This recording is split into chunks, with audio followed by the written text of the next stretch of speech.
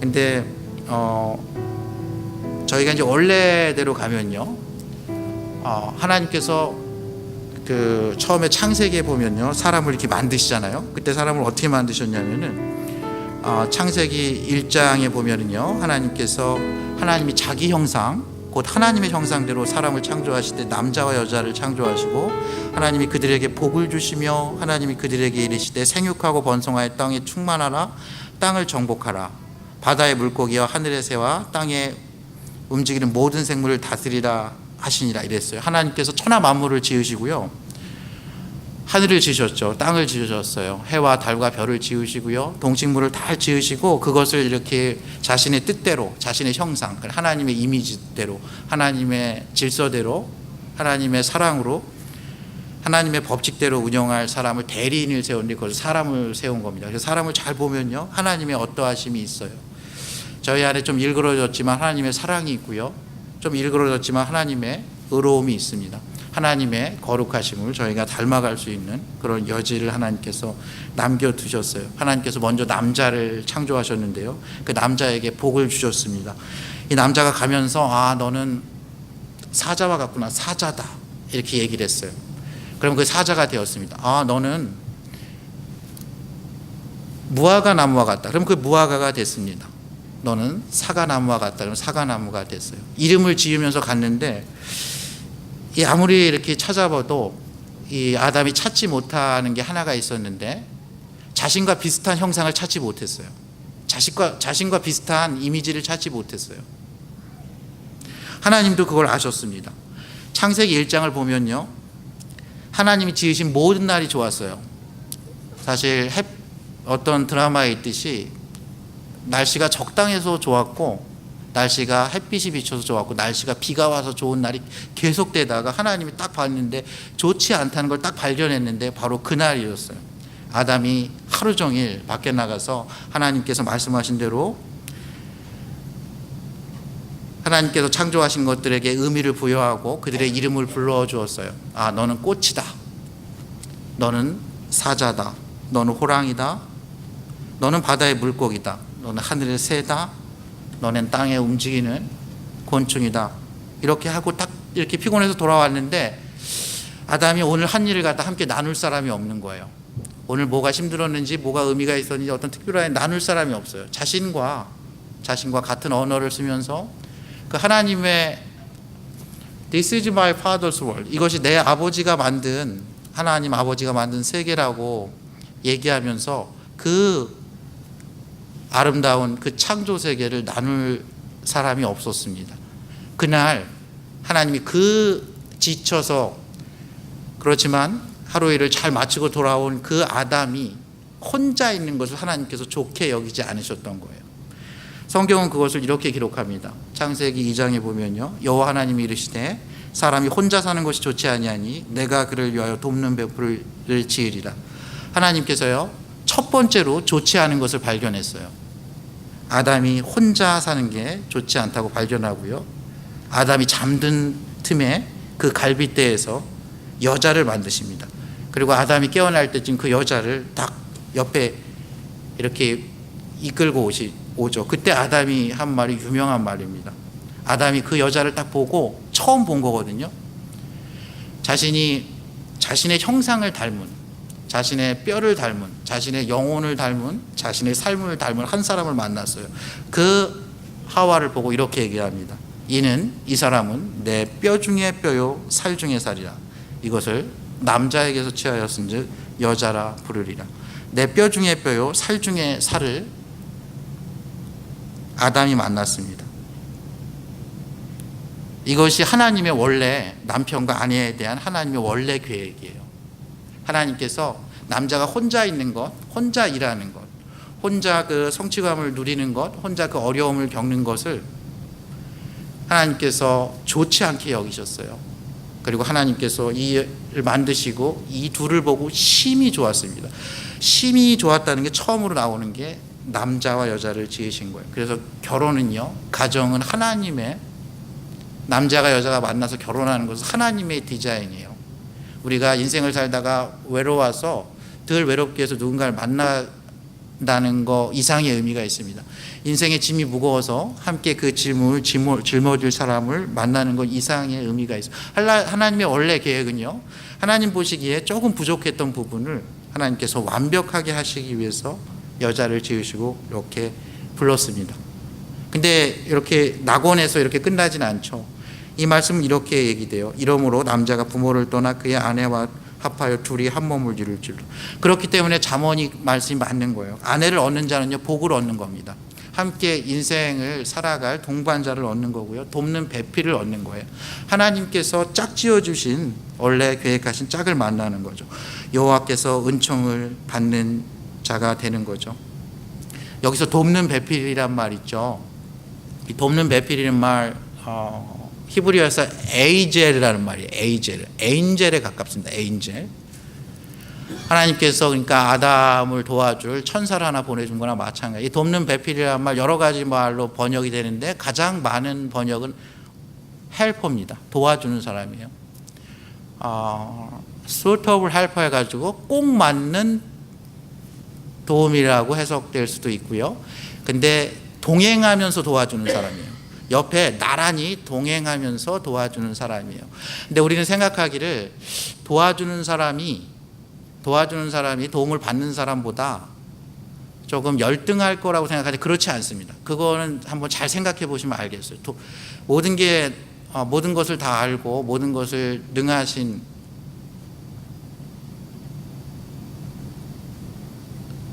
하나님께는 사실은 도움이 필요 없죠. 저희가 부족하기 때문에, 힘이 부족하기 때문에 도움이 필요한 거죠.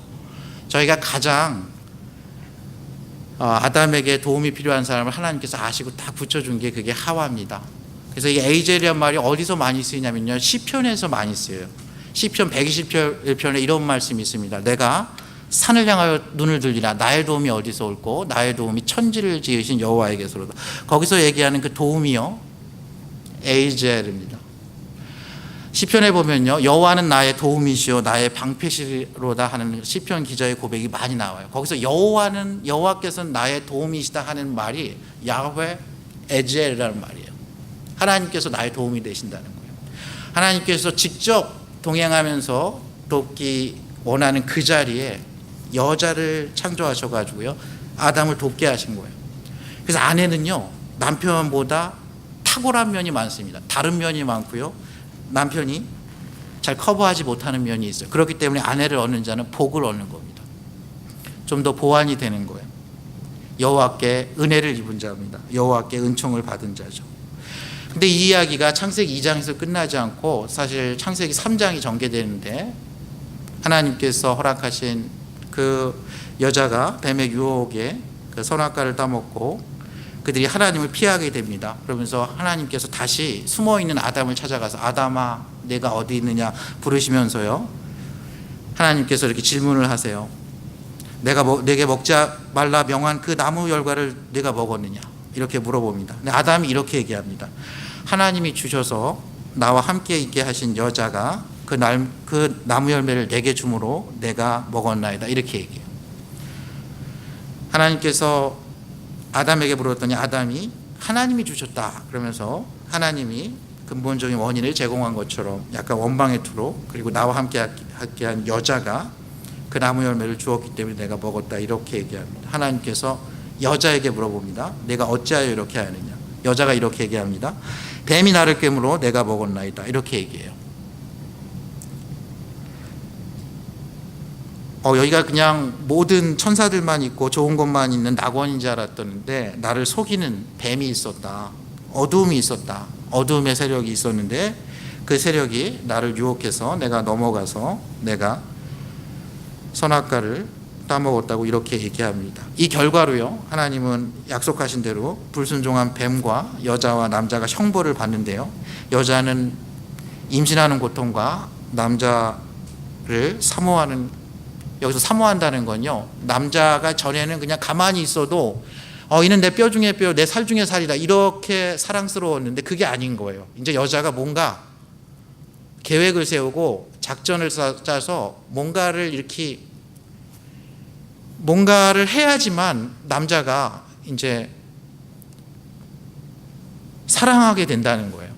그래서 어떻게 하면 남편을 기쁘게 할까? 좋게 얘기하면 기쁘게 할까? 조금 나쁘게 얘기하면 어떻게 하면 남편을 잘 내가 원하는 대로 이렇게 이끌까를 고민하는 그런 처지가 됐다는 뜻이에요. 남자에게는 어떤 형편이 있었냐면요. 일단 땅이 저주를 받았어요. 전에는 그냥 막 좋은 열매들이 많이 자랐는데 가시나무와 엉겅퀴가 자라서 이제는 농사를 지려면 가시나무와 엉겅퀴를 이렇게 제거해야 돼. 너희가 수고하고 땀을 흘리고 쟁기를 갈아야지만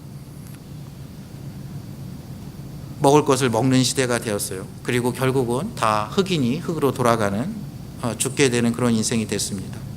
그런데 하나님께서요, 이들을 그냥 놔두지 않고 이들은 모든 산자의 어머니와 아버지가 된다고 이렇게 선포하시고요, 여전히 생육하고 번성할 축복을 주셨어요.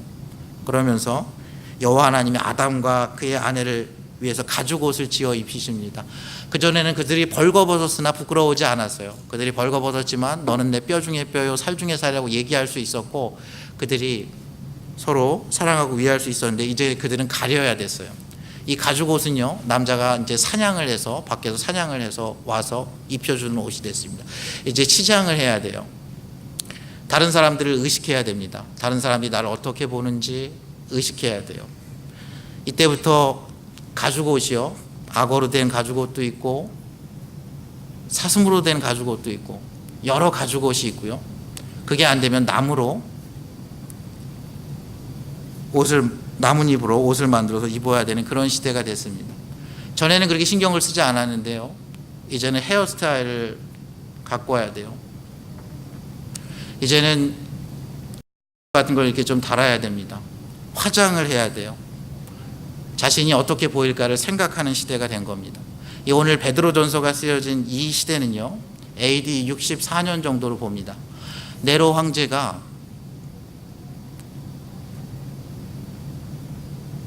유대인들과 기독교인들을 박해할 그때로 봅니다. 그때 이 베드로 전서는요, 사도 베드로가 흩어져 있는 12 유대 지파, 소아시아 지역에 있는, 소아시아는 지금의 터키 지역입니다. 여러분들 뭐 여자 배구 같은 거 보시면 김연경 선수가 뛰는 그 터키 리그가 있는, 그리스의 오른쪽이고요, 중동의 왼쪽입니다. 문화적으로는 유럽과 아시아의 중간에 있어요. 이 터키라는 지역에 흩어져 사는, 그러니까 로마의 오른쪽, 예루살렘의 북서쪽에 있는 그 소아시아 지방에 있는 흩어져 사는 유대인들, 기독교인들에게 쓴 편지예요. 로마 제국은요, 그들이 거기서 흩어져서 한번 산다고 생각해 보세요. 우리가 지금 흩어져서 살면요, 일단 남자가 신앙생활하기가 좀 어렵습니다. 이게 예루살렘이라는 데가 굉장히 좋은 곳이에요. 그것은 굉장히 종교적이고 영적인 사회이기 때문에 하나님의 말씀이 늘 있어요.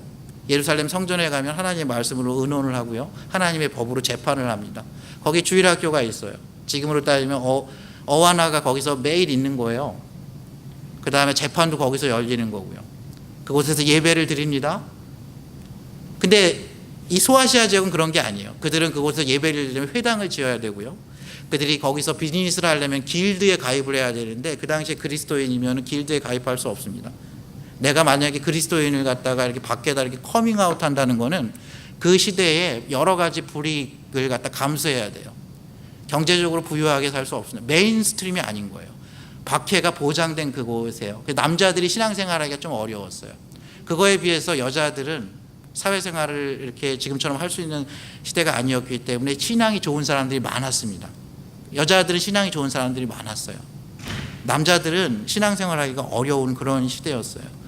그래서 이렇게 보면은 남자들은요, 신앙을 갖지 않고 자신이 열심히 어떻게 하면 우리 가정을 경제적인 궁핍함이 없이 먹고 살게 할까 고민하는 그런 시대였어요. 그거에 비해서 여자들은 그 로마의 당시에, 로마가 이때 잘 나갈 때이기 때문에 로마의 이 귀부인들이요, 그 당시 최신 유행하는 헤어스타일을 하고요, 유행하는 옷을 입고 온갖 값비싼 기금속을 했다 그래요. 그들의 화장술이 굉장히 발달했다고 합니다. 그래서 그들이 메인스트림으로 가려면요, 여자들이 이걸 신경을 써야 되는 거예요. 머리도 꾸미고요, 오늘 나온 대로 금도 차고 아름다운 옷을 입고 이렇게 하는 그런 시대예요. 남자들은 먹고 살기 위해서 이렇게 고민하고요, 여자들은 이렇게 자신을 잘 이렇게 치장하는 게 당시의 트렌드였던 그런 시대입니다. 그들에게 오늘 베드로 사도가 이야기하고 있습니다. 너희가 비록 이렇게 흩어져서 사는 그런 흩어져 있는 그리스도인이지만 그래서 당시에는요 아내들이 신앙이 좋은 사람들이 많았대요. 그리고 남편들은 그렇지 않았다는 겁니다. 그런 시대 상황에서 말씀을 한 겁니다. 오늘의 시대와 비슷한 게 있고 아닌 게 있죠. 그러면서 아내들에게 이렇게 이야기합니다. 아내들아 이와 같이 자기 남편에게 순종하라. 이는 혹 말씀을 순종하지 않은 자라도 말미암지 않고 그 안에 행실로 말미암아 구원을 받게 하려 함이니 너희의 두려워하며 정결한 행실을 봄이라. 남편들이요 믿는 아내들을 볼 때 그들의 예수 그리스도를 향한 그 신앙 고백, 그들이 예배를 얼마나 열심히 드리고 기도회를 얼마나 열심히 가고 이걸 보지 않는다는 거예요. 그들의 행실을 본다는 거예요. 믿지 않는 남편들이요 남자들이요 믿는 여자들을 잘 안 보는 것 같지만 자세히 본다. 여기서 본다는 거 아주 자세히 본다는 거예요. 보지 않는 척하면서 자세히 관찰한다는 거예요. 과연 뭐가 틀린가 본다는 거예요. 근데 결국은 그들의 행실을 통해서, 너무 부담되는 말씀인데 베드로 사도가 이렇게 얘기했어요. 아내의 행실이 그들을 구원에 이른다고 얘기했어요. 아내의 말이 아니다. 아내의 신앙 고백이 아니라 아내가 어떻게 사는지, 아내가 자신을 어떻게 대하는지, 아내가 어떠한 모습인지가 결정적인 요소라고 이렇게 얘기합니다. 여기서 순종하라는 말 있죠. 이 순종하라는 말에 대해서 좀 설명을 드리고 싶은데요. 여기서 순종하라는 말, 이게 적합한 번역이 없습니다. 순복하라는 말이 좀 가까운데요. 영어에는 submitting yourselves라고 되어 있어요. 그러니까 제기동사예요. 제기동사. 제기동사 알겠어요? 저희가 refresh yourself 하면요, 리프레시를 하는데 다른 사람이 와서 해주는 게 아니라 내가 내 자신을 이렇게 재충전하고 소생시키는 겁니다. 그래서 이게 후포 소타마이 메나이라는 그런 말인데, 이게 어떤 뜻이냐면은 내가 저 사람이 순종할 만하거나 존경할 만한 행동을 하거나 그럴 만해서 순종하는 게 아니고요, 그거랑 상관없이 내가 나 자신을 그의 아래에 두는 거예요. 근데 이게 뭐랑 있냐면은, 뭐랑 관계가 있냐면, 하나님께서 아담을 창조하실 때, 하와를 창조하실 때 아담의 돕는 배필로 창조하셨음을 믿는 거예요. 그래서 이것은 하나님께서 창조하신 그 질서를 갖다 인정하는 건데, 그 질서에 들어가는 거예요. 그러니까 그 질서와 권위 아래 들어가는 거예요. 근데 그 권위 있는 자가 그 질서상 위라고 할 수 없는데, 그 남편 된 자가 그 존경을 받을 만하거나 순종을 받을 만한 거하고 상관이 없어요. 오히려 그 반대예요. 그가 도움이 필요한 사람이라는 거예요. 그가 어떻게 보면 지금 뭔가 부족하기 때문에 내가 뭔가를 더 채워주고, 더 우등한 사람이 돕는 입장에 있는 그런 위치예요. 그래서 여기서 그 남편에게 순종하라는 말은요, 남편의 질서 아래로 들어가라는 얘기예요.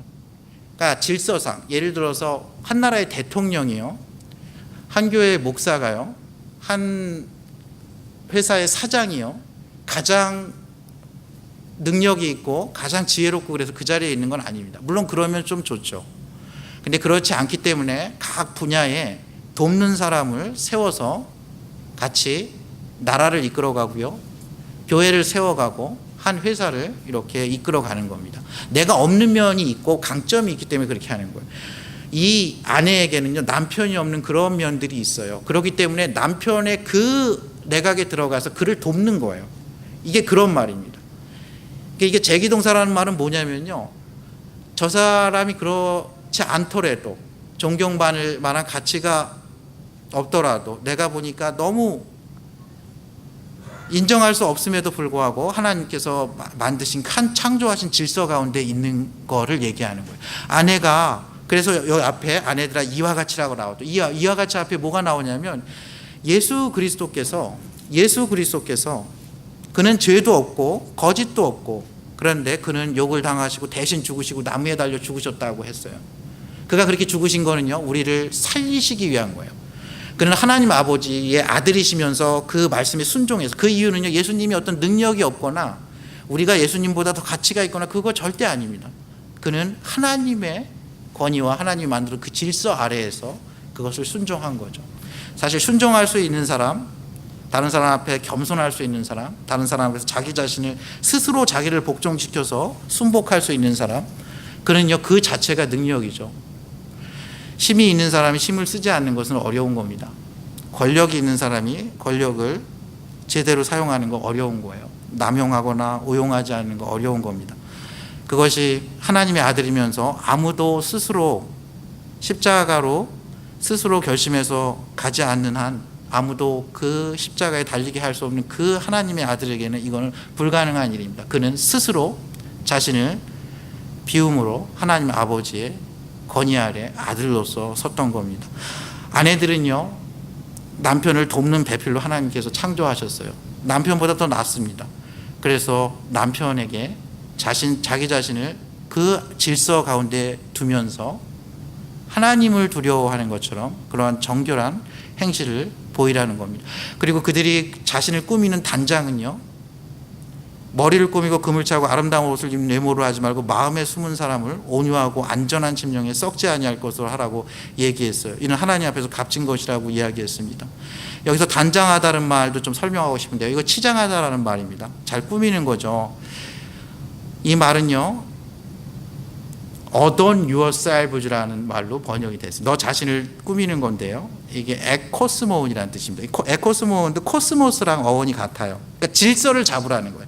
이 세상이 외적인 것, 외모 지상주의로 꽉 차 있고 모든 사람이 머리를 꾸미고 아름다운 것을 꾸미고 금을 차고 돈이 있으면 좋은 옷을 사고 금을 차가지고 이렇게 꾸미는 그런 세상 속에서 너희가 균형을 잡는데 하나님의 창조 원리 중에 하나는 보이는 것은 보이지 않는 것으로 말미암는다는 거예요. 보이지 않는 게 영원하다는 겁니다. 너희가 너희의 이 세상의 균형을 너희가 아내된 자들이 균형을 잡을 때 이 세상은 그렇게 외적으로 가지만 너희는 내면의 아름다움으로 가라는 거예요. 내면의 아름다움으로 가라는 겁니다. 그걸로 너희가 균형을 잡으라는 거예요. 너희가 남편의 부족함을 남편에게 순복함으로 균형을 잡고 너희가 이 세상이 외적으로 치달을 때 외모 지상주의로 치달을 때 그것은 잠시 있다 사라지는 그야말로 유행이니까 유행을 덜 타고 유행을 타지 않는 영원한 가치 마음에 숨은 사람 온유하고 안전한 심령 즉 썩지 아니할 그것으로 너희를 치장하라고 했어요. 이거는요 아무 옷이나 입고 꾸미지 말라는 얘기가 아니에요. 너희의 무게 중심을 너희가 그렇게 외모를 꾸미듯이 미장원에 가서 머리를 꾸미고 좋은 옷을 사고 이렇게 쇼핑을 하고 저희가 외모를 잘 이렇게 화장하듯이 그 정도 시간은 너희가 하나님의 말씀으로 너희의 내면을 세우고 너희의 내면을 새롭게 하라는 거죠. 여러분들 인텔이라는 회사 아시죠? 인텔은 컴퓨터 중앙 처리 장치를 만드는 센트럴 프로세싱 유닛을 만드는 회사죠.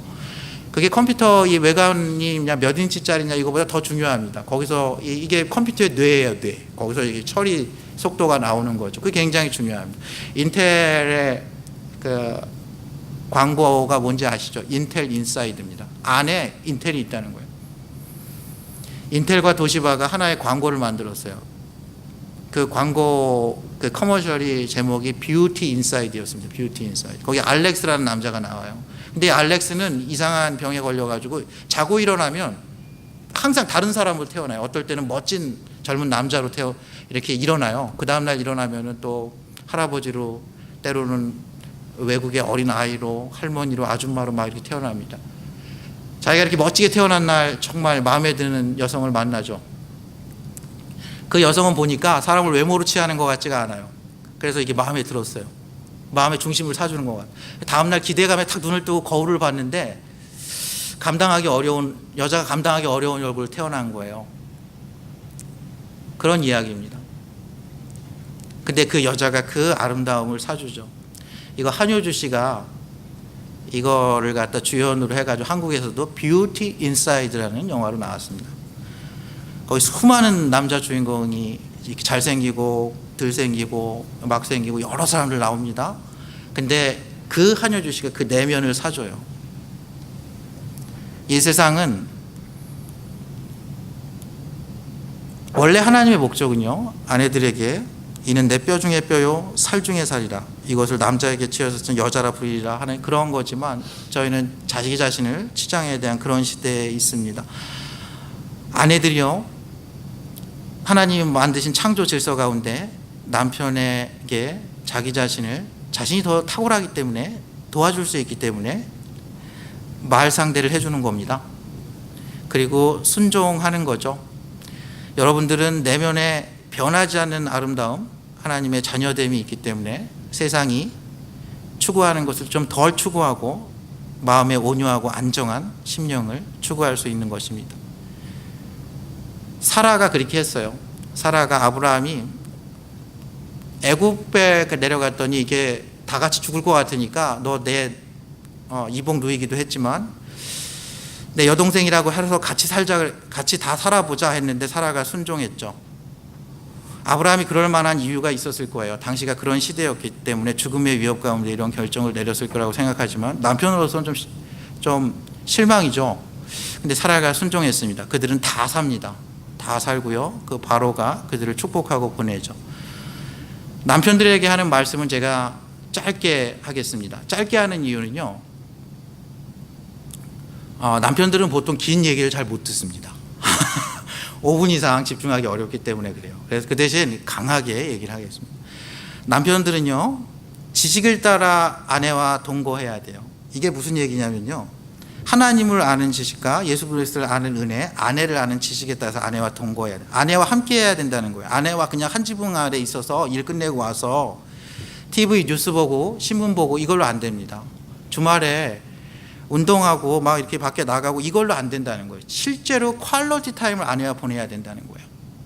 TV를 끄고요, 아내에게 눈을 맞추고 아내를 아는 지식을 늘려가야 된다는 거예요. 아내가 언제 마음이 아픈지, 아내가 언제 두려워하는지, 아내가 언제 외로워하는지, 아내가 무슨 음식을 좋아하는지, 어떤 옷을 좋아하는지, 아내는 과연 귀금속을 좋아하는지, 아름다운 옷을 좋아하는지, 헤어스타일을 바꾸기를 원하는지, 아니면 한편의 영화를 원하는지, 장미꽃을 좋아하는지, 그걸 알아가야 된다는 거예요. 여기서 알면요, 그노시스란 말이에요. 그노시스는 내가 하나님 창조주지, 예수님 구원자야, 이게 아닙니다. 실제로 내가 살아보니까, 하나님이 정말 내가 이게 불가능한 것을 무엇을 창조했다는 걸 자기가 지식적으로 아는 게 아니라요, 그 지식이 내 삶을 통해서, 체험을 통해서 깨닫는 거예요. 하나님이 정말 살아계시구나. 예수님이 정말 구원하시는구나. 하나님은 정말 평강을 주관하시는구나. 하나님은 정말 불가능을 가능케 하시는, 이걸 내 삶을 통해서, 내 옆에 사람이 아니라 내 삶을 통해서, 내 경험을 통해서 아는 거예요. 그걸 갖다가 아내와 함께하는 시간을 통해서 아내를 아는 지식, 그리고 하나님께서 이 아내를 나에게 허락하신 이유, 왜 아내가 나에게 복이 되고 나에게 은총을 받는 자가 되는지, 어떻게 내가 없는 그 부분을 어떻게, 그래서 남편들은요, 집에 가서 가능하면 자신이 밖에서 무엇이 힘들었는지를 이야기를 해야 됩니다. 이야기를 해야 돼요. 무엇 때문에 힘들어하는지, 내가 왜 사라 당신을 여동생이라고 얘기해야 되는지 얘기해야 돼요. 이 이집트의 문화가 얼마나 어떠한지를 알려줘요. 바로 왕이 얼마나 대단한지, 당신과 내가 하루아침에 이 세상에서 사라질 수 있는 줄 얘기해야 돼요. 그렇게 근데 나누는데 지혜롭게 나눠야 돼요. 왜냐하면 아내는 더 연약한 그릇이기 때문이에요. 연약한 그릇이라는 거, 더 weaker vessel로 보통 번역을 하는데, 이 말은 두 가지를 설명하고 싶어요. 남자도 연약합니다. 남자도 둘이, 남자랑 여자랑 그 부부싸움 하잖아요. 그리고 혹시 헤어지는 프로세스를 밟잖아요. 그럼 둘 다 완전히, 밖으로는 그렇게 이렇게 잘 차려입고 나와가지고 이렇게 있어서 모르지만 완전히 파탄납니다. 완전히 파탄나요. 보이지 않는 세계가 파탄이 나요. 서로 물고 뜯는 거예요. 흙탕물 싸움이 됩니다. 근데요, 성경은 뭐라고 얘기하냐면 남자도 깨어진다는 거예요. 근데 여자는 더 많이 깨진다는 겁니다. 이거는 주로 여자가 육체적으로 더 연약하다는 것을 포함하는 말씀입니다. 그럼에도 불구하고 여자가요 정서적으로 더 연약합니다. 감정적으로 보통 더 기복이 세요. 근데 남자 같은 여자도 있어요. 그래서 일반화하기는 어려운데 일반적으로 아내들이요 더 연약합니다. 남자보다 더 힘센 여자가 있죠. 도봉순 씨 같은 사람 있잖아요. 그러니까 더 연약한 그릇이 있어요. 근데 더 연약한 남자도 있는데 보통의 경우는 여자 더 연약. 그거라서 남자가 해야 될 일은 어떤 어려움이 있을 때요, 육체적으로 힘을 쓸 일이 있을 때 남자가 해야 된다는 거예요. 적어도 무거운 쓰레기는 당신이 비워줘야 된다는 겁니다. 나무 심는 거는 당신이 해야 된다는 거예요. 잔디 깎는 건 당신이 해야 된다는 얘기예요. 그런 얘기입니다. 이게 어떤 어려움이 있을 때 남자가 너무 호들갑 떨지 말고 그냥 가만히 있어서 기도하면서 하나님께서 함께 하시고 우리를 보호해 주시고 인도하실 거에 대한 확신을 갖고 여자에게 안정감을 줘야 된다는 거예요. 왜냐하면 여자는요 이 남편과 부부는 함께 생명의 은혜를 함께 이어받을 상속자입니다. 둘이 같은 걸 받는 거예요. 여자분들 중에서 나는 믿음이 좋고요, 남편이 없으면 하나님이 10을 주는데 나한테 10을 주고 남편이 0으로 줄 거라고 그렇게 생각하면 안 됩니다. 둘이 받는 게 10이에요. 둘이 파일을 커가면 같이 받는 거예요. 여기 받는 게 함께 이어받을 자라는 건 공동 상속자라는 얘기예요. co-heirs라는 뜻이에요. 공동의 상속자라는 거예요. 전체 파이가 중요한 거지 너가 구원받고 그는 당연히 받을 대가를 치르고 이런 게 아니라는 거예요. 이는 너희 기도가 막히지 아니하게 하며, 이게 무슨 얘기냐면 남편들은요 예수님께서 하나님을 아는 지식이 있었어요. 그는 하나님의 뜻을 발견했어요. 예수님은 아셨죠. 나는 십자가에 가서 죽는다, 모든 인류를 구원한다, 그리고 다시 부활한다. 하나님 보좌 우편에서 나중에 다시 오셔서 산자와 죽은 자를 심판하신다는 걸 아셨어요. 근데 예수님께서 우리 두 연약한 그 그릇들, 제자들 베드로와 요한과 야고보를요, 빌립을요, 나다나엘을 끝까지 사랑하시죠. 끝까지 사랑하십니다. 의심하는 도마에게 나타나서 의심하지 말라 그럽니다. 면목 없는 베드로에게 나타나서 사랑의 고백을 받습니다. 그리고 내 양을 치라고 얘기해요. 끝까지 사랑하세요. 그들이 더 연약하기 때문인 걸 아신 거죠. 그리고 예수님께서는 그 영원한 빛의 나라, 그 아들의 나라에서 우리는 예수님의 제자일 뿐만 아니라 예수님 하나님의 자녀가 됐어요. 저희는 하나님의 아들 예수 그리스도를 통해서 저희는 하나님의 아들과 딸이 되는 그런 공동의 상속자가 되었습니다. 예수님은 끝까지 기도하셨어요. 저는 남편들에게 이야기합니다. 에베소 교인들에게 바울은 이렇게 얘기했어요.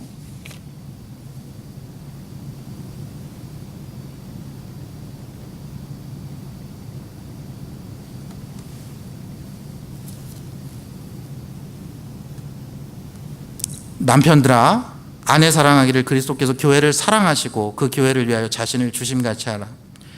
아내를 사랑할 때요, 교회를 끝까지 사랑하신 것처럼 사랑하셔야 합니다. 그 교회를 위해서 자신을 주심같이 사랑해야 돼요.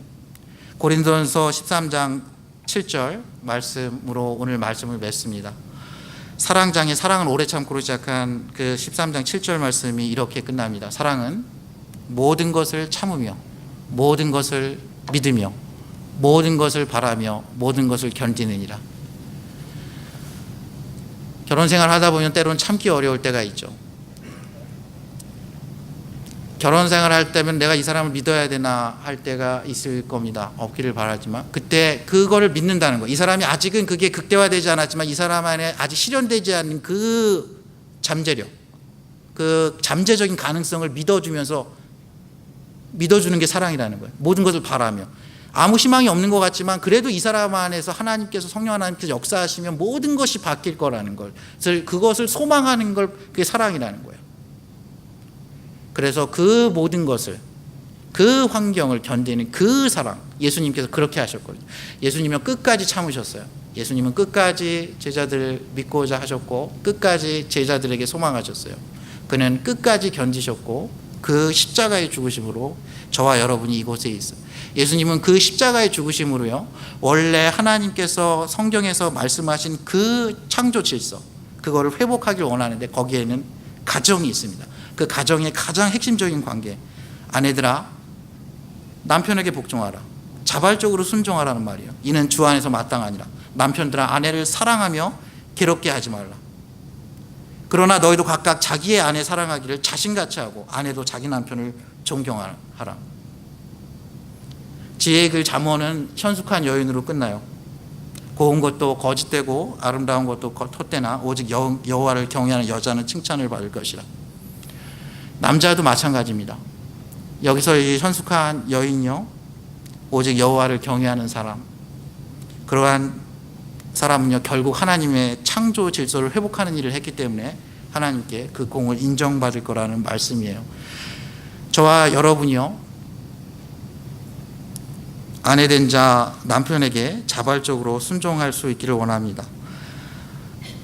저와 여러분이요, 남편 된 자 아내를 사랑하며 끝까지 소망하며 끝까지 믿어주며 끝까지 자신을 내어줌과 같이 저희가 함께 은혜를 받을 공동의 상속자로 여겨서 귀하게 여기고요, 존귀하게 여기고 나보다 훌륭하게 여기고 나의 돕는 배필로 여겨야 합니다.